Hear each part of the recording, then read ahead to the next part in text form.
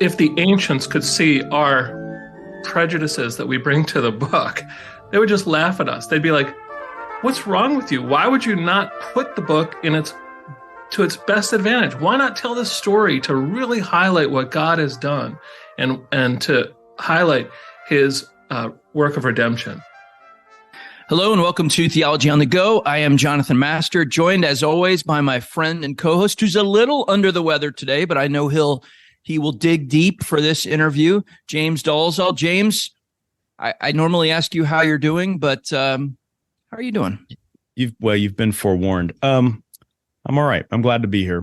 And I know I'm your co-host, but I was thinking with our guest today, we could almost make him the honorary Old Testament co-host because he's such a good personal friend and has been on a few times. We're thrilled to have him again. Well, that's going to go at the top of my resume. Honorary. Yes. No, I like it. He's gotten all these things added lately. He's now not just a professor, but a distinguished professor of Old Testament at Cairn University, and not just a guest, an honorary co-host who's a guest on Theology on the Go. So we are talking once again to our good friend, Gary Schnittjer, who is Distinguished Professor of Old Testament at Cairn University. He's an author of a number of books. We've had him on before to talk about the Torah story and Old Testament use of the Old Testament. And today we have him on to talk about a new book that's coming out very soon called Old Testament Narrative Books. Is that the full title, Gary? I'm Old Testament Narrative Books. And the subtitle is The Israel Story. The Israel Story, right. So it fits in with the Torah story published by B&H. And so, Gary, thanks for joining us today. We really appreciate it.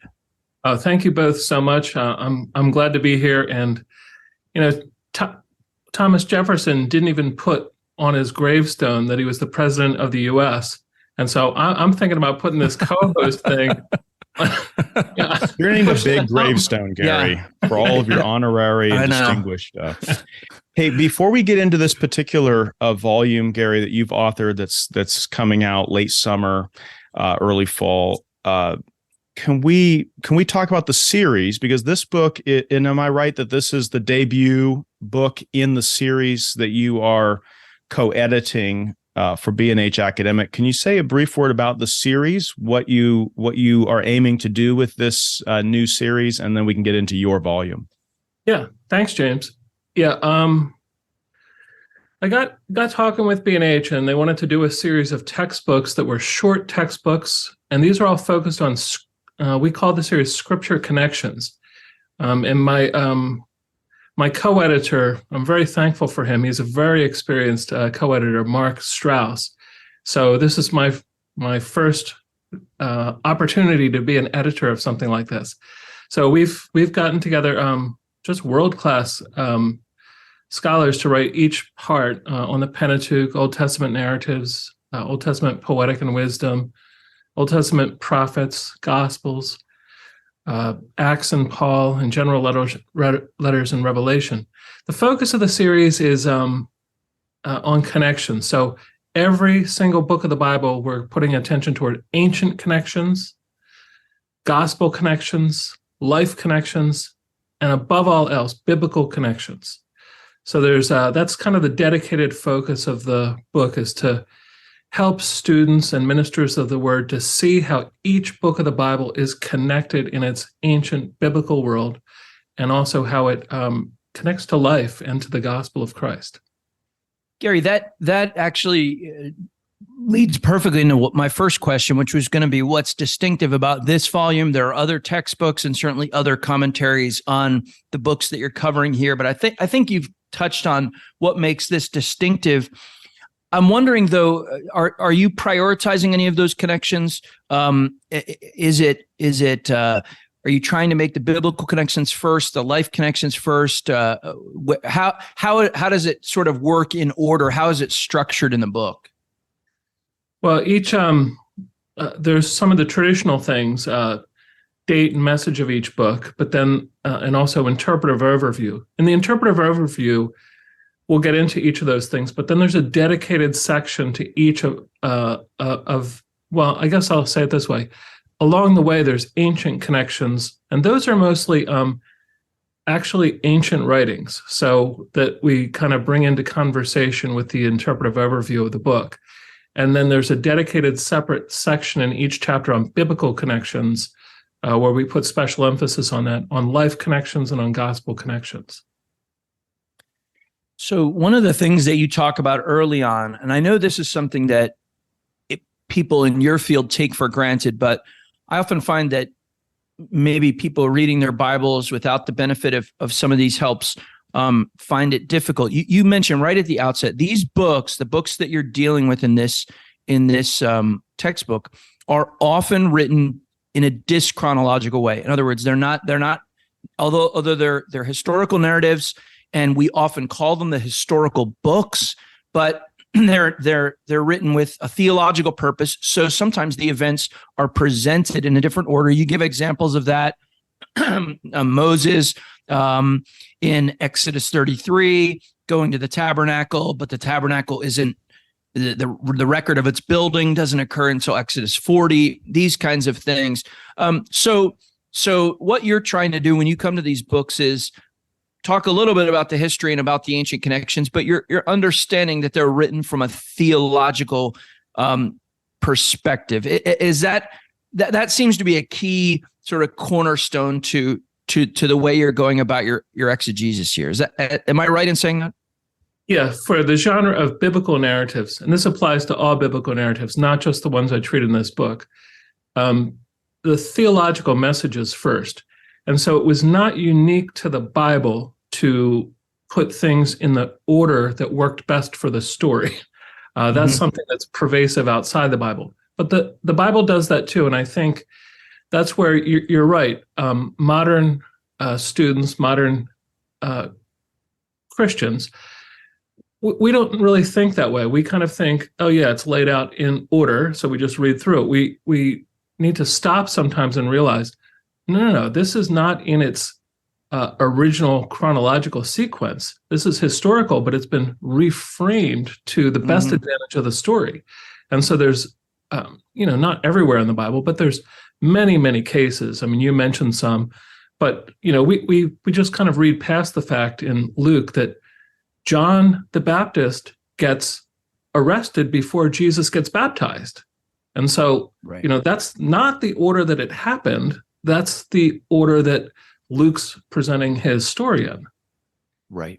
And the only reason that creates tension in our minds or it raises questions of historicity is because we have certain assumptions coming to it. It's not that Luke got it wrong. It's actually a pretty obvious historical issue there that Luke wouldn't have gotten wrong. It's just that we bring a certain set of assumptions to it that he manifestly wasn't operating by.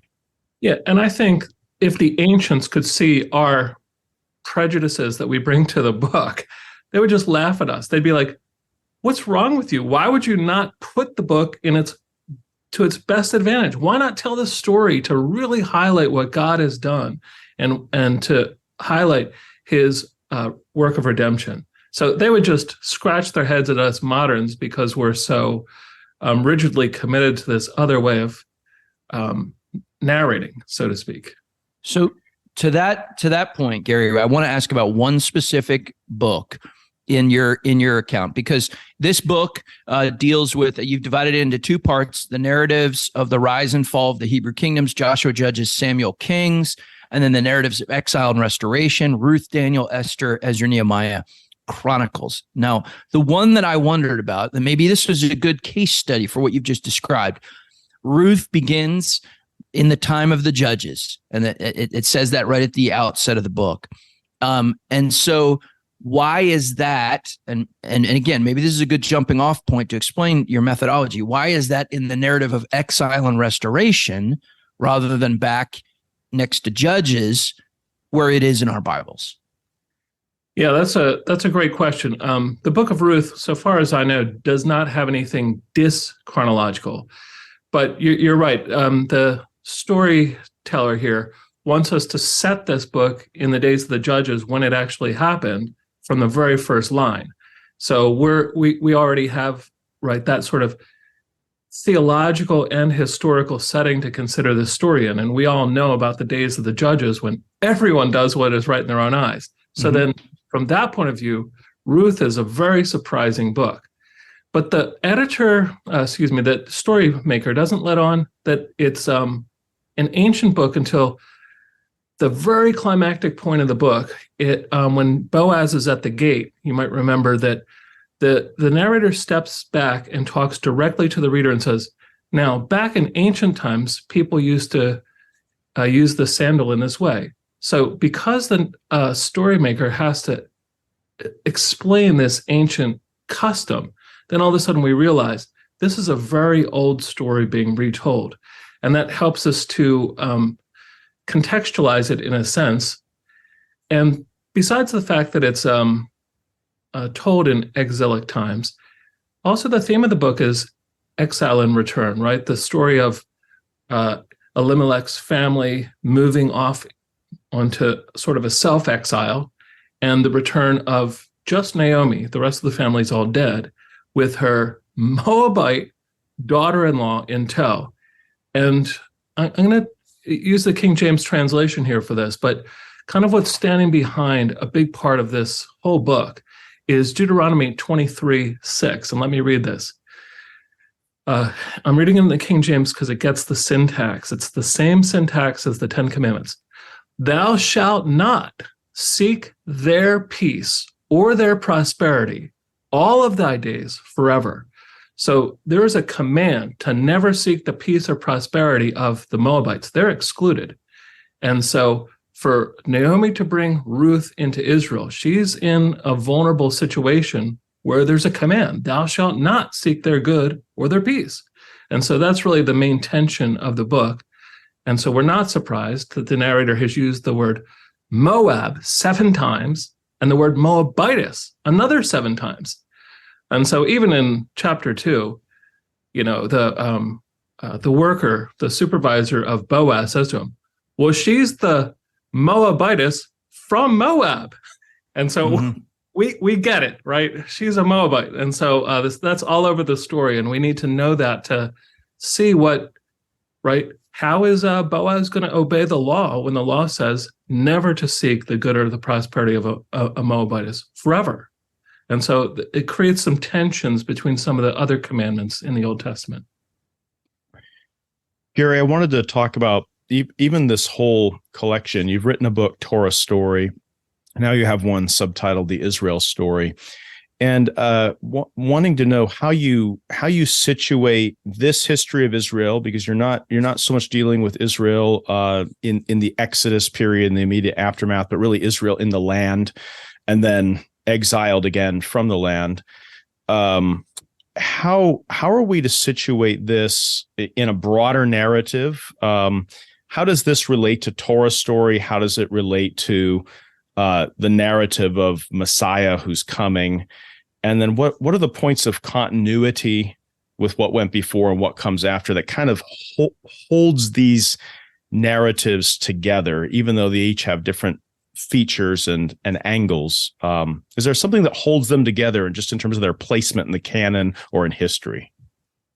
Yeah, that's a great question. You framed it probably in your question almost how I would answer it, right? It's between the Torah story and the Messiah story.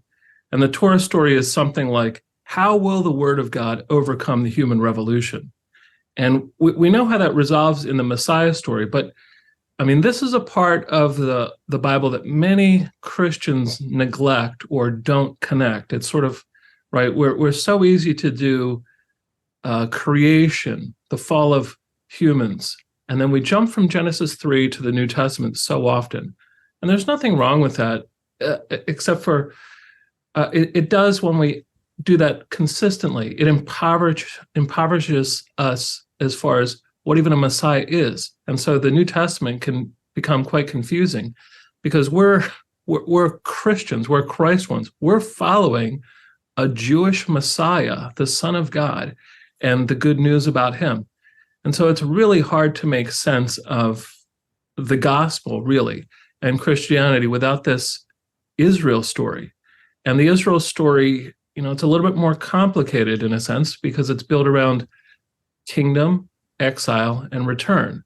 And so that seems like a simple enough story, but the theme running through it is the fact that Israel's still in full rebellion. The people that God made a covenant with, they're in full rebellion, even after he exiles them and restores them. The story of Ezra and Nehemiah brings us to Jerusalem, and the people are in full rebellion. And we can see how Malachi complements this as he preaches against the people.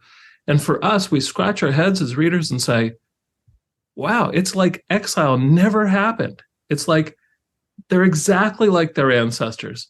And so we realize that at some point in the story, the large story, the Israel story, that if God is going to fulfill his word that goes all the way back to the Torah story, he's going to have to do it some other way. These people do not get it. And so enter stage right, Jesus of Nazareth. So can I put the question the other way, Gary, and ask, so James asked, how does it connect to the Torah story? And what are some of the ways in which that story continues? And maybe another way to look at it is, how does it connect to the New Testament story? You already framed it in terms of, Israel's failure and Israel's exile. And even at the return in Ezra and Nehemiah, they're the same people with the same hearts. And it's at best, a tent peg in the land. And Ezra says, we're slaves, we're back, but we're slaves. But isn't it more than just enter stage right? Because aren't there also themes, and we talked about Ruth just a minute ago, within and in Chronicles with David, aren't there also themes that are telling us not just that this is leading to failure and we hope there's a solution on the horizon, but failure that is where there is a particular messianic solution that is sort of threaded through that failure. Do you understand what I'm saying? So in other words, yeah. It's not just we get to the end and it's an unfinished story, so we need to know how it ends, and then Jesus appears, but actually Jesus is presented, or the Messiah is presented also in a positive way as the solution throughout it. Yes, I think that's right. But what I don't want to diminish is how the exile, this huge watershed moment, it seemed on all fronts to contradict the Abrahamic and Davidic covenant. I mean, there's just, the people are faced now with this terrible reality where they're being taunted by their captors, the Mesopotamians, and they can look back to the Abrahamic covenant and they're like, what did we miss? God said that he would give us this land forever to you and your seed. God said to David, your seed will sit on this throne forever. And so none of that's true. So all the symbols of God's fidelity seem to have been vanquished by this exile. There's no land, there's no city, there's no temple, there's no king. And that's just the beginning, because even when the people return, this period, this exilic period, right? Most of the people, 80% of them, stay in exile forever, even till today. And so only 20% have returned by the time of Christ. So the setting for Christ, this late Second Temple period, this is understood within the context of the Old Testament story. That's how to make sense of it. And so when we come to the New Testament, for sure there's a lot of people who had hopes like those in, say, Psalms of Solomon 17, where Israel there sees itself as the servant who needs David to come rescue the servant. But that's not the story that the New Testament tells, and that's not the way Jesus is framed. He's framed as, yes, bringing to fulfillment the Abrahamic covenant, in the sense that those who are children of Abraham are from every people. And when it comes to him being the son of David, he's not just David the victor. He's the suffering David. We see the servant and the suffering David come together. So that is a say, Jonathan, I know you know this, but there's a profound surprise in all the people that were expecting a Messiah, because the sort of Messiah that Jesus of Nazareth was just broke the mold. And that's one of the things that's so brilliant about the gospel of Christ in the New Testament. No, that's very well put. Gary, we're nearing the end of our time. And so I just want to ask a couple questions about the book. This is intended as a textbook. Is that right? Is it intended primarily for undergrads? I mean, as I looked through it, I've said this with the Torah story, and I don't mind saying it here. I think a range of people would benefit from this. These are books that many times people will even just skip over in their Bible reading, or maybe pick a story here or there, because there obviously are some memorable accounts, but not reckon with these as entire books. And so I think this would be helpful for everyone. Having said that, I know that probably the aim of it is for students in a kind of formal setting. Yeah, it's for seminary students and or college students who are in a formal biblical studies program, a theological curriculum. And really, there's always the sense of where ministers of the word can benefit from something like this because they're former students. And so there's something as far as you pick up a book like this, a minister of the word can, it's like a refresher course, like going back to seminary for a week or something. And it's a kind of a shot in the arm, especially, a book like this that is treating some of the neglected and misunderstood parts of the Christian scriptures. Well, it is always a joy to welcome you on, Gary. I can see we're all kind of on Zoom here, so I can see that James. James, do you want to ask any more questions? I can see that you have other questions that are inside you. No, I think you covered. I think we covered most of mine. I was only just going to make a remark about just its utility as a textbook, because it's not just that it can be used as a textbook, but it really has certain features that Gary has built into it that I think really enhance its value that way. Particularly review questions, which are not like 5, but like more than 20 at the end of certain sections, which is great because it allows professors they can pick out of that what they want to use, or build kinds of assignments off of that, quizzes or short essays. Or it just seemed from a teaching standpoint, whether you were doing this in a Sunday school class or Bible study in your church, or whether you were doing this in a college or seminary classroom, that Gary's built a book that not only gets at the narrative features, but also is designed in a way to advance the learning and study of the reader. That was just more of an observation than anything. So I thought that was a very strong suit of the book.